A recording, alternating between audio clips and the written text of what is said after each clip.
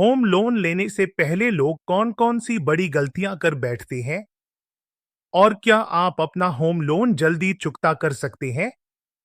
यही सब कुछ मैं आपको आज के इस वीडियो में बताने वाला हूं। हेलो दोस्तों, my self Manish Manchanda from home loan AI.in। देखिए, होम लोन शायद हमारी लाइफ का सबसे बड़ा लोन होता है। बड़े खर्चे कौन-कौन से होते हैं? Study loan, marriage loan, car loan, personal loan. But home loan की जो रकम होती है वो सीधा 70-80 लाख या फिर 1 करोड़ तक पहुंच जाती है। मतलब ये आपके जीवन का सबसे बड़ा फाइनेंशियल डिसीजन है और इसीलिए इसे बहुत सोच समझ कर लेना चाहिए।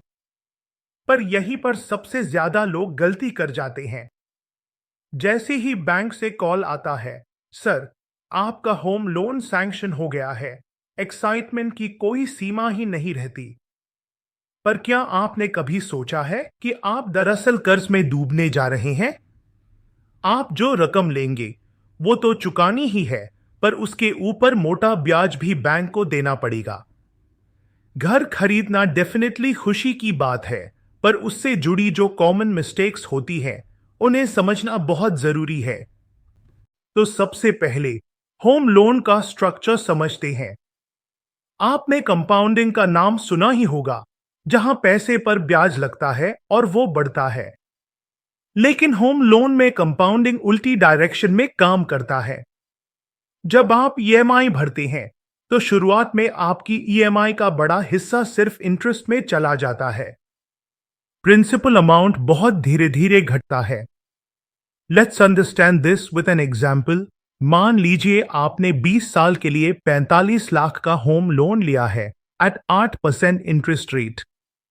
आपकी EMI बैठेगी करीब 37,600 रुपए।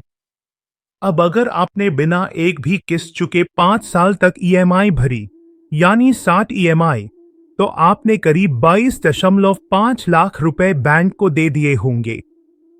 अब सवाल यह है, इस 5 साल बाद आपका लोन कितना बचा होगा? मेजॉरिटी लोग सोचते हैं कि शायद आधा लोन चुका दिया होगा, मतलब करीब 22.5 लाख बचे होंगे।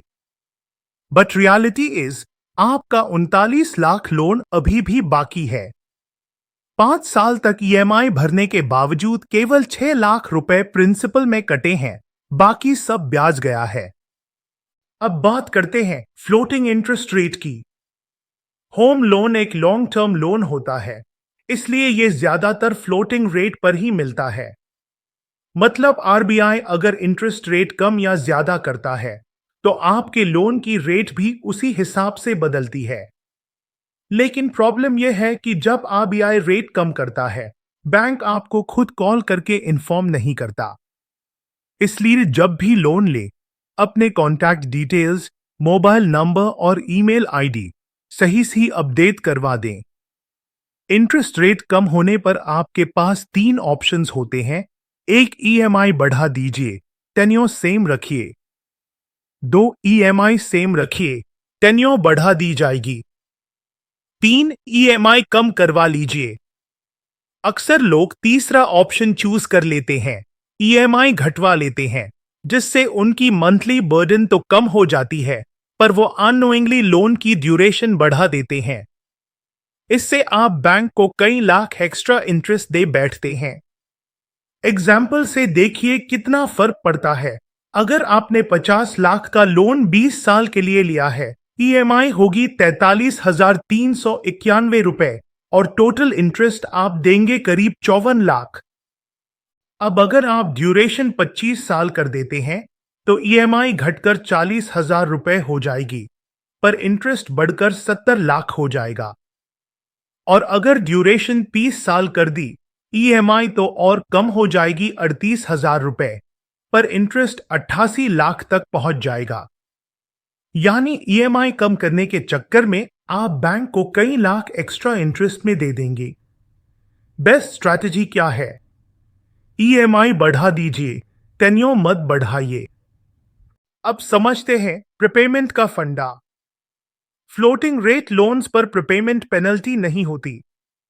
मतलब आप जब चाहें, जितना चाहें, एक्स्ट्रा ईएमआई दे सकते हैं और इसी ट्रिक से आप अपना होम लोन जल्दी खत्म कर सकते हैं।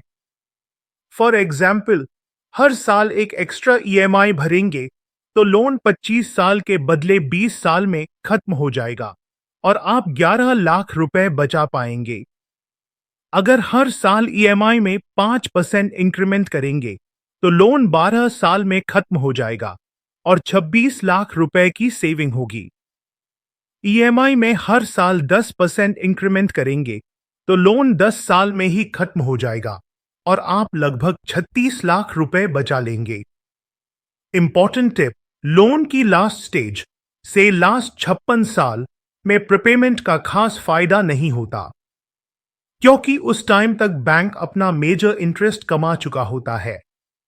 उस वक्त वो पैसा कहीं और इन्वेस्ट करना ज्यादा फायदेमंद होगा। टैक्स बेनिफिट्स भी मत भूलिए।